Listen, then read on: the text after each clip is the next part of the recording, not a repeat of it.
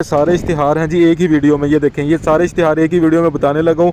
Video quality को अच्छा कर लीजिए ताकि आपको क्वालिटी जो पिक की है वो अच्छी नज़र आए आपको, ताकि इश्तिहार क्लियरली नज़र आए। चैनल को सब्सक्राइब कर दें अगर डेली बेसिस पे ऐसे सारे इश्तिहार हासिल करने हैं।